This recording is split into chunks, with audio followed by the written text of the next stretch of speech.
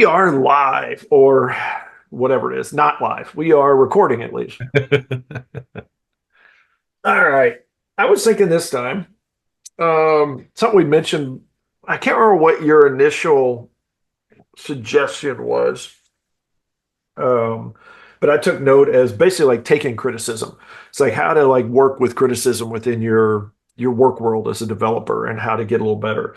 I got to figure out. I've got if we do that, I have from basically now until we get towards the end of the episode to figure out what the challenge is going to be related to that. Um, I have to figure out a good way to do that, but I think it's a good little area for building better. But I think that's one of the things we have to do is we have to live in that world of give and take and talk about our ideas in a way that they can be improved. And also, it's actually, I guess it's also, to me, it's a little bit giving it as well, is like, where to like, how to do it and things like that. Constructive criticism, giving and taking, I think potentially would be a good, granted, it's a bit, we could probably write books on it, but it's one of those, it's like, that at least means we should be able to try to like over here, see if I can get a little better. Maybe. Yeah, we'll try that. Oops, and get my mic out of the way a little bit there. Um, Yeah, maybe, because this came from the discussion we had about like code reviews. Because like when you're giving criticism on a code review, oh, you need to make this change, or maybe you could do this better. Almost 90% of the time, the person receiving that gets defensive. yeah, They, I think that is it. I think that was where you started with was the code reviews. And that's a good idea. Sort of bring that. That's a good example of it.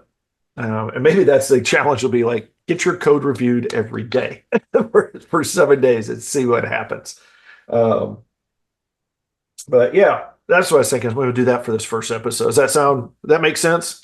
yeah, I like that one. Well, cool then. Then I'm going to just dive right in and do the little 3, 2, 1. Well, hello and welcome back. We are continuing our season of building better habits.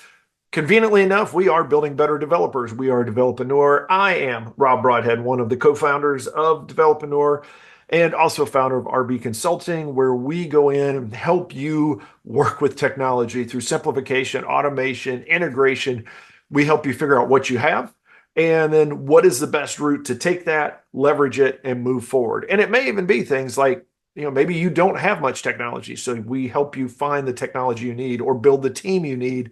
But more importantly, however that mix is, and everybody's is unique, just like every person is unique, every business has its uniqueness. So we get in there, we get to know what you're doing, what are all your special things that make you special, and then find the ways to use technology to emphasize that and improve that along the way. We are building better habits. So one of the things we're doing is we have challenges each week. So I want to talk a little bit about the challenges before I get into the good, bad. And that is the one that I'm really charged about or whatever that's really starting to work is the Pomodoro thing. Is we talked about just do one a day. And then I said, well, I've moved it to two a day. I may in the week or two ahead move it to three. And the nice thing I'm finding in this is that I'm limiting the Pomodoros that I do. Instead of trying to get like as many in as possible, I'm being very focused. And it also helps me. It's a little bit along the lines of the make a list of your top 3 items or 3 to 5 items you're going to get done today, because it really works well to pair effectively a Pomodoro with something I want to do, because it's almost like a gimme. So if I do 2 Pomodoros, that's basically, essentially I want to make progress on item 1 and item 2. And so those are 2 things that are right away going to be, or maybe it's the 2 Pomodoros are on 1 item, depending on what I'm working with. But it really is helping me like, hone in on like, what is it that I'm working on? What is it that I want to focus on? So I'm really like the Pomodoros. The automation was an interesting one, is because I finally swung back around and took one of the most simplistic things you can do. And I highly recommend it if you're like me. I've got multiple servers that I administer to some level. And one of the things I do every month is I go in, actually it's every other week, twice a month, I go in and just like check for updates, make sure that log files haven't blown up. Do like I've got regular backups, so I may clean up some of the older backup files and stuff like that. But the backup files in particular is one of those that I go through and I'll go just sort of, basically compress or just, gzip some files and delete some of the older ones. And I was like, you know what? I could probably make this a lot easier on myself if I just utilized delete everything once it gets more than 7 days old or something like that. And so on each of the servers, I added a nice little cron tab job, a little cron job that like runs at 3 a.m. and just says blow away the stuff that's too old. So I don't have to worry about those specific files getting too big. And it's like, it probably saves me, I don't know, it may end up saving me 15 or 20 minutes, twice a month. It's not a lot of time, but it's a nice little automation, and it allows for situations where if I miss it for, a month or something like that, then things don't back up. And in some cases, that's actually critical because there are some cases where we've got stuff, there's so much space that's involved with all of those backups that if you start going, if you double your backups, you go from 7 days, 7 daily backups to 14 daily backups. That can be gigs of data in some of these cases. So it's a great little automation to do. So don't undersell even the simplest of automations as something that may help you out. Even if it's not saving you a ton of time, it may save you missing something and save you causing an error in the future. Good thing and bad thing. I guess the good thing I do want to like talk about is like the good thing is these challenges and actually embracing them. Even though what's probably some of you have done, that was the automation challenge is something from weeks ago. And I went through it and did it, but didn't really get into the automation. But because I didn't complete the challenge of take 7 days and then find something that you're going to automate, I didn't do it, but then I came back around to it. And so that was a good thing is that I stuck with it enough that even though it took me a while to get to the finish, better late than never. And it was something that was like, wow, that's a win for me and a win for me in the future because I'm saving a little bit of time. Bad thing is it's sort of this was one I was thinking sort of a good and a bad. Bad thing is I guess I am busy, busy, busy, busy. I have got like my schedule is full all the time. Now it's like if you look at my calendar, you would see gaps. If you look at what I actually have on my to-do list and have to get done on a daily basis, I usually like start every day with 3 days worth of work on my list. And so it's just like it's that season. So we have these times where it's like work's sort of light and things not that bad, and you can take an extra long lunch or you can catch up on news of the world or whatever it happens to be. That's not the case for me right now, so I'm just like making sure that I keep enough caffeine and just keep charging along on it. Somebody who hopefully has had enough caffeine because we're doing a morning start this time. On the other side there, Michael, go ahead and introduce yourself. Hey everyone, my name is Michael Meloche. I'm one of the co-founders of Developer Building Better Developers. I'm also the founder of Envision QA, where we are your software development and quality assurance partner. We build tailored software to meet the unique needs of healthcare professionals and small to mid-sized e-commerce businesses. Whether you're a healthcare provider or an e-commerce entrepreneur, partnering with Envision QA means unlocking your software's full potential. Experience the confidence of knowing your software meets the highest quality and compliance standards while driving success in your industry. Now, what does that mean? Well, it means we can do software audits. We can help you analyze what your software stack is doing and make sure it meets the needs of your business. If it doesn't, hey, we can help you build a custom solution. Switching gears. So before I get to my good and bad, briefly talk about some of the challenges I've been working on. So still working on the Pomodoro technique. I finally got the pronunciation of that correct after saying it enough times, I guess. I'm actually up to about 3 to 4 times a day working with that. Along with that, it has helped me kind of focus on some of the other challenges, like taking breaks. So I've gotten into a very bad habit of sitting down, and the next thing I know, it's 3, 4 hours later, I haven't moved from my desk at all, which is really been taking a toll on my body. I've been getting stiff.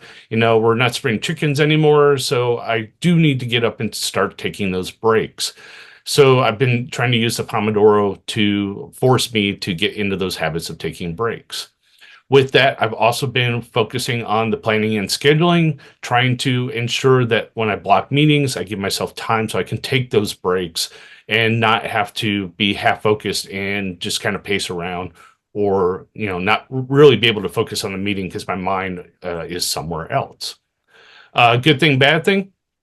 Good thing, I've been committed to my challenges. I've been getting things done. I've also been getting a lot of the year-end stuff prep starting to get done. I've been able to work on my business more, so I'm feeling a little more comfortable that I'm going to end the year right this time instead of being scrambling at the end of the year trying to make sure all my taxes and bookkeeping is done.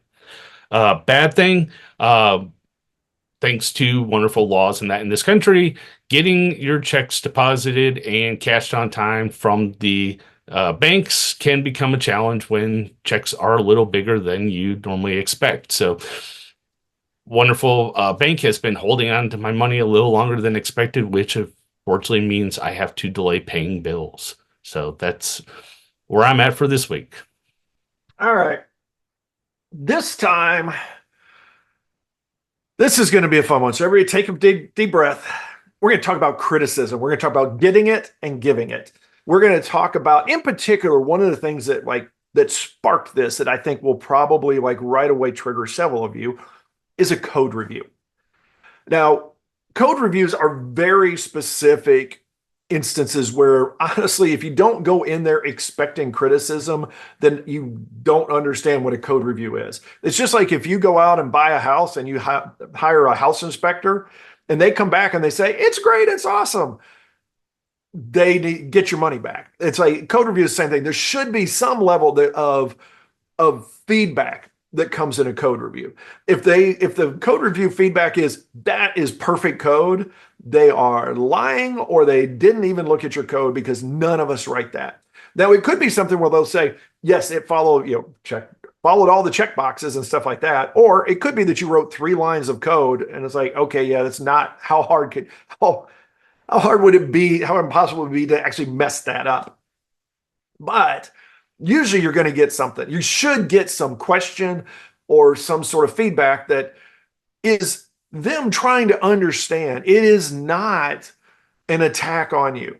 And that I think is where a lot of us we build this. These are our babies. These are things that come out of our mind. These are our creations, even if it's a very simple for loop or something like that. And it includes things like naming our functions and our variables and how we write our comments. And all these things are they come out of us. These are creations that we have made. And so, yes, a lot of us, I think, get too personally tied to these things. And that makes it hard for somebody to critique, your child and says, hey, your child's not that very good looking. Well, it's like, if you're like me, it's like, well, look what you got he didn't have much to work with. But you may also do something where it's like, hey, I get to say that, but you don't, or something like that. So this is where I think we can learn from our experience to also help others. When we go into a code review, or also, this happens a lot in design meetings and requirements meetings, depending on what your level is as a developer and where you're at in the project that you're on, there's probably going to be some level of you giving your opinion on something. Now, your opinion, because we're all developers, our opinions are always based on cold, hard facts, or maybe not.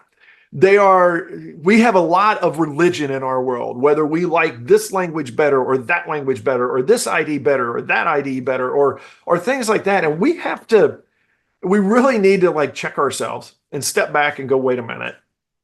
I am not perfect. This, all of you, that'll be your challenge for the week. I am not perfect. Maybe I think I may have come up with our challenge for the week right there. The whole point is that when we have a team is that everybody's got different experience. I'm blessed right now. I'm with a team that's got a dozen people that I interact with in various ways on different days, and they all have very different technical backgrounds, multiple different languages they've worked with, environments, lines of business, all this stuff. And so there's all of this feedback that comes into our group that comes from wildly different places. And it can be jarring at times because it can be like, somebody will say, this is how we always did it at this company. And you hear that and you go, how on earth did you survive as a company? Because I've never seen that. Now, what you need to realize in these things is that when you say, this is how our company always did it, and this is how it worked, and this is what this is my experience, there's probably somebody else in that room saying, how on earth did your company survive? How are you still employed? Or something along those lines. Now, it's not always that bad. I am over dramatizing this, but take it to that level. And then, like, now, since it's not the end of the world, bring it back down to, hey, um, part of how you wrote the code is that you know, you didn't put your open brackets on a new line instead of on the same line. And then it's just basically those are kinds of things. It's like, oh yeah, that's right. That's the coding standards for our team. That's what we agreed upon is it's going to do this. Or it could be things like, hey, you put a comment in on this and it just says, um, the function add two numbers just adds two numbers. It's like, okay, well, you just repeated the comment. You really didn't give me anything useful about like, why the heck are we doing that?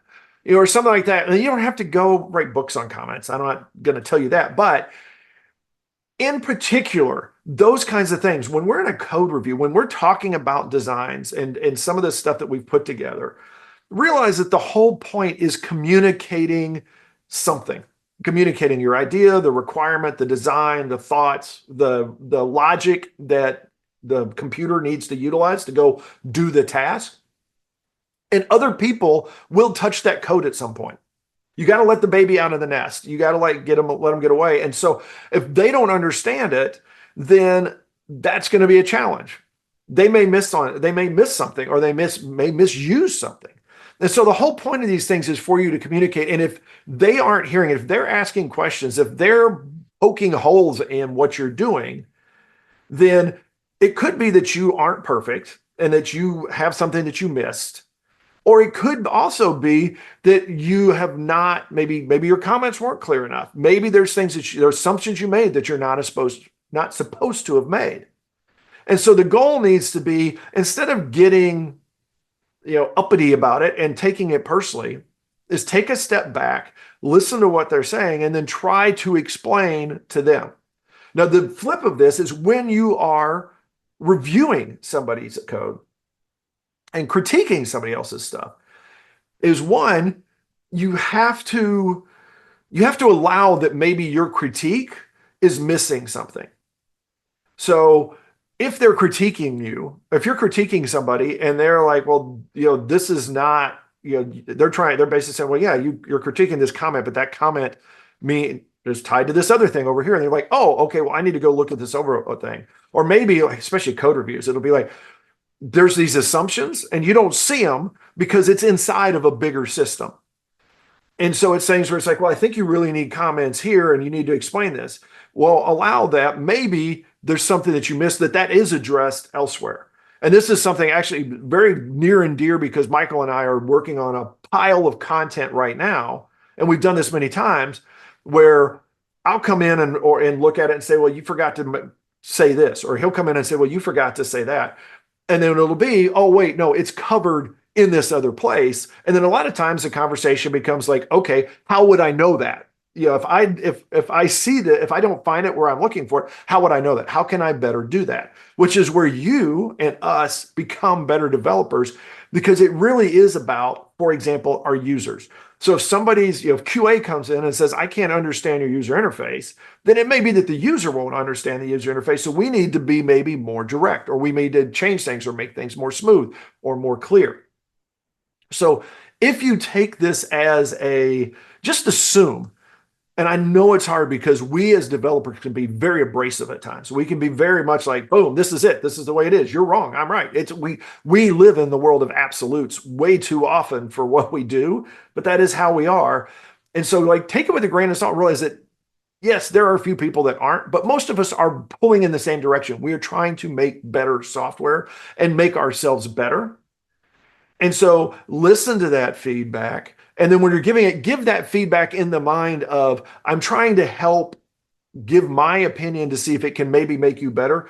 Assuming that also with the knowledge that maybe that point you're making may not make them better. It may be that there's something there that's like, yes, that would be faster way to do the code, but this is easy to read or something like that. It's just like, remember, it is not black and white. Remember that we are all coming to this with different experiences, and the best way for us all to become better developers is to not only give, but also to receive criticism with the context around it, so we understand. That's that word we use all the time, that three-letter word, the why. Why is it that this is being brought up so we can grow and become better developers?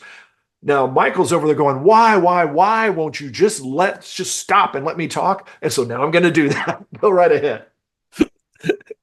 Thanks, Rob.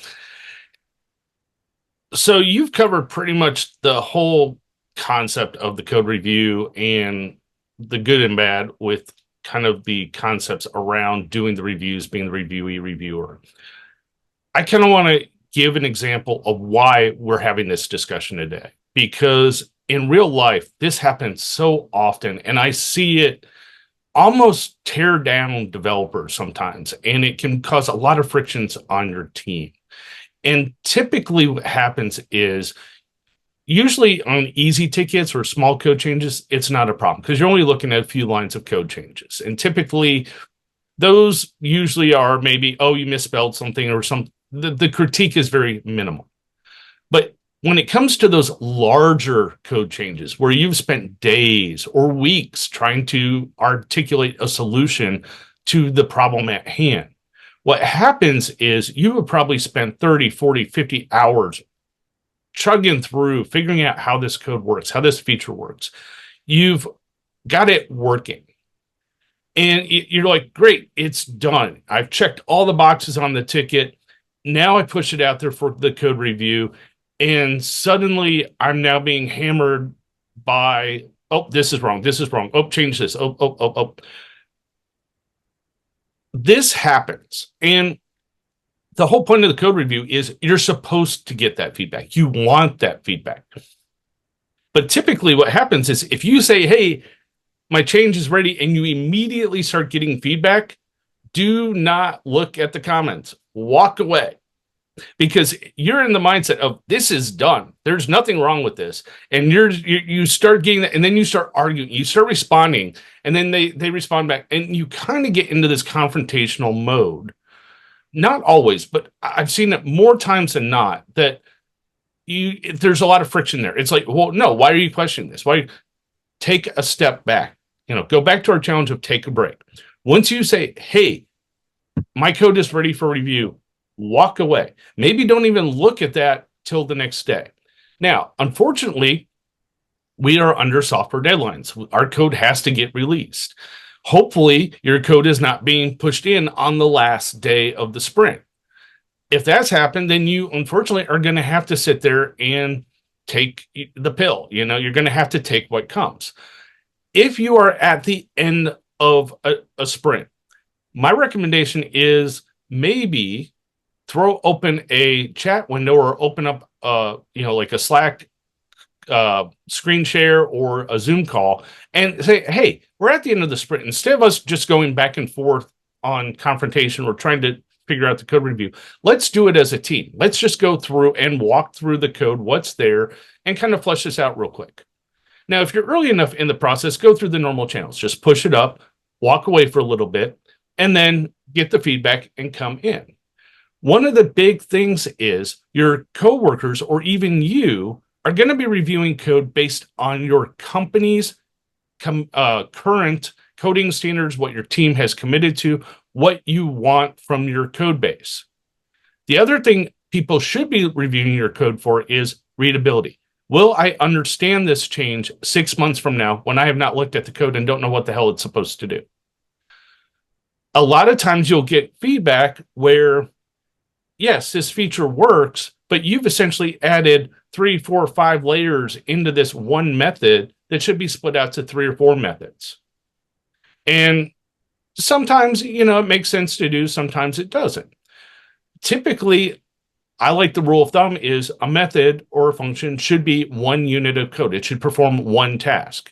Now, if you have some options in there, like if this, if that, sure, okay, that might be in one place. You may not need to break that out into different functions, but code complexity is one of the biggest problems with code reviews because the person reviewing it has to assume that they're going to be looking at this or having to make a change to this in the future, and they need to understand what it is that's there so that they can, unravel it, make the change, and, move forward. On the flip side of that, and I am, because I'm a QA tester by heart, testing is another feature with code reviews that should be performed. If you have a piece of code, there should be a unit test to go with that change to test it. If you don't have that, you're probably going to get dinged on that and expect it. Because if you get to the end of your code review and you have written no unit tests, unfortunately, if you're in my software shop, I'm going to be dinging you left and right on that. But it's going to be in a critique way where, hey, great, your code may look good, but where are the tests to go with this? How did you test this? And typically that's where some of the questions come from in the code review. And that can put you on edge because it's like, oh, now I have more work to do. So here's a tip before I give it back to Rob, is before you say you are done, commit your code, walk away for a little bit, or commit it, pick it back up the next morning.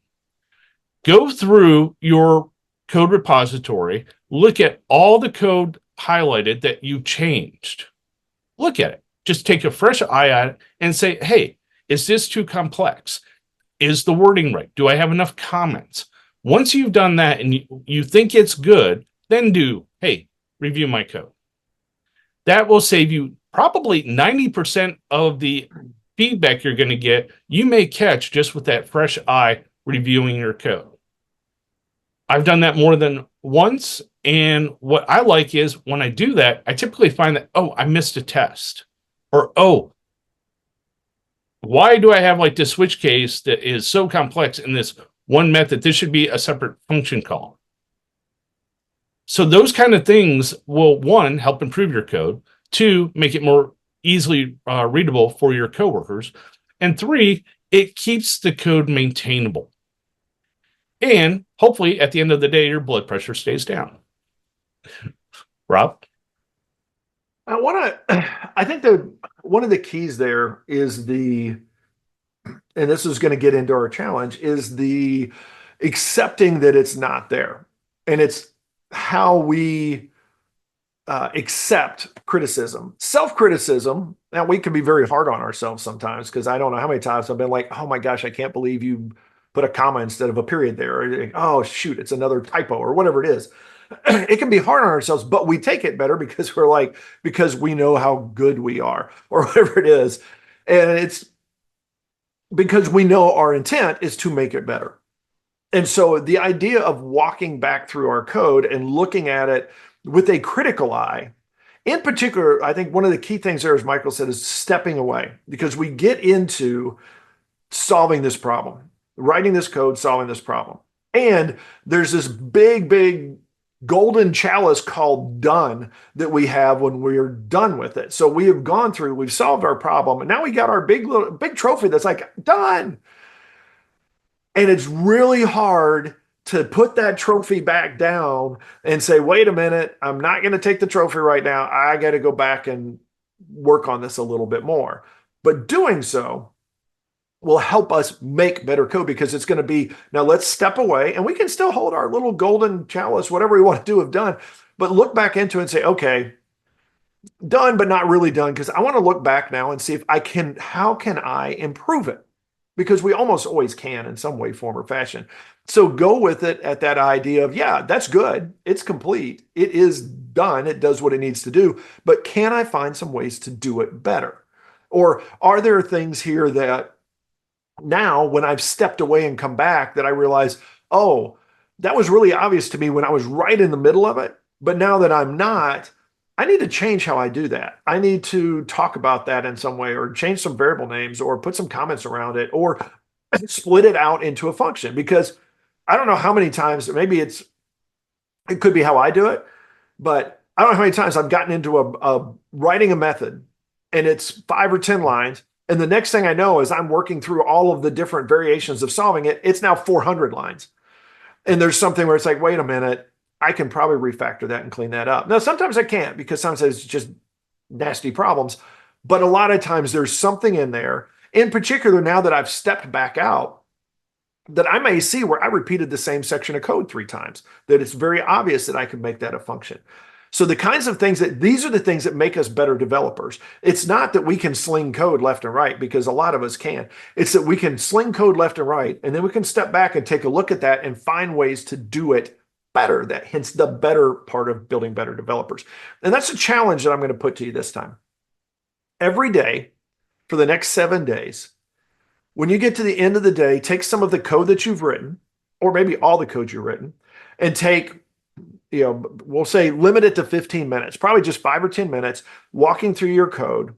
Like if you can have something where you've done a commit and you can see a nice, here's everything that changed. Like Michael said, that is the best way to do it. Look just at the code you've changed and just read back through it. And with the idea of, when I do this, I want to change at least one thing. I want to make at least one improvement. It may be as simple as adding a period to the end of a sentence on a comment or something, but it's like, I am going to make some improvement to this code.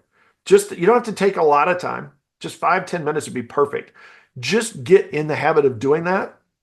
Because I think when you do that for yourself all the time, it makes you more appreciative of the second or third or eighth set of eyes when you get into code reviews, where it's people are like, hey, you missed this, or did you consider this, or hey, this isn't quite clear. Those kinds of things. It's always like, it's like having a proofreader or an editor that you have in all these other areas of the world, all the writers and stuff like that. It's the same thing for our code.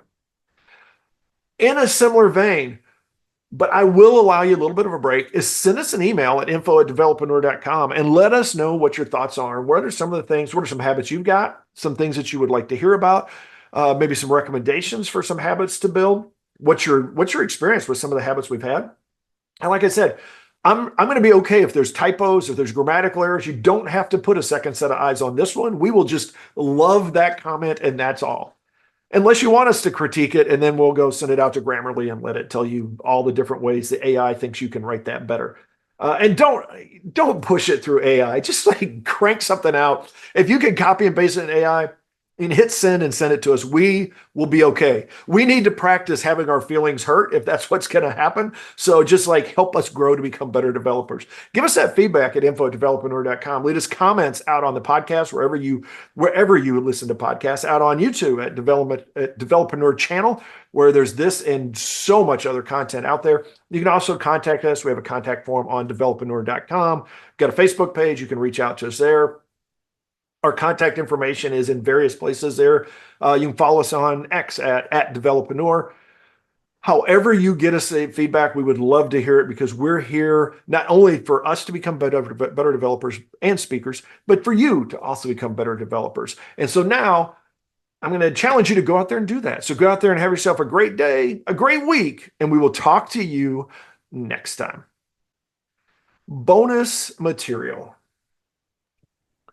So one thing I'd like to add to the discussion we had is, as you're doing the code review, be careful with your comments. Make sure that when you give the critique that you're staying within the focus of the ticket. One of the biggest things I find with code reviews is sometimes you get into scope creep. And if you start going down that rabbit hole, it may be time to create a new ticket in the backlog to make a future change. Make sure that what you're doing is within the focus of the ticket and the change that's being requested, because you don't want to start adding features or new functionality to something that the customer's not going to know about based on the current change. I would agree. I think that's my bonus as well, is scope creep but it's a reality check. There's times that we go in, particularly if you're dealing with production code or enhancements to stuff that's been built over a long period of time and things like that. There probably is some technical debt involved, and there's a time and a place. So it may be, like Michael said, maybe something you're like, hey, this could be done better, or hey, this doesn't comply with our current standards. But it may be that it's really fixing that is not within the scope of this. It's like we're fixing a specific bug. We're not refactoring this thing. And so understand that there may be situations and where your comments are 100% valid, but completely rejected because that doesn't fit the scope. We can't do that right now. So in those cases be understanding that, oh, okay, that makes sense. Where you're just fixing this thing, but then fine, as Michael said, maybe it's another bug, it's another ticket you have to create, or another bug, or another piece of technical debt, or something like that. Or it may just be as little as you need to add this piece of code to the long list of items that need to be fixed for whatever the new standard is. And I see this a lot. Like I said, I've been through a lot of applications and work with a lot of companies where they said, well, this is how we used to do it. And we have all this code and it does it this bad way. And now we're trying to do it this good way. And we're changing the new stuff, but the old stuff's still there. And so it's finding out time. When do you have the availability and the option to actually fix that, the core thing, versus I just need to do a quick fix and get it into production and move forward. Ideally, we never do the just like slap a band-aid on it and move forward. But we all know that we do not live in an ideal world. And there are those situations where we just have to like grin and bear it and say, yep, that's another one of those. It's frustrating, it's annoying, but somewhere down the line, we're going to get to it. That will wrap this one up. And we will be back. We are nowhere close to the end of this season. So thank you again for listening. Feedback is always welcome. Thumbs up, thumbs down, however you do it. Comments in particular, any kind of like really content that we can work with is hugely helpful to us. And I think helpful to you, because then we're going to be able to either anonymously, say, hey, somebody told us this, or we can give you all full credit for it as well and say, Bob from Bossa Nova, or wherever the heck that is, said this, and we can throw that into a future episode, because we want to just keep making sure that we're giving stuff that is useful to you. Go out there, be useful to those around you. Have a great day, and we will talk to you next time.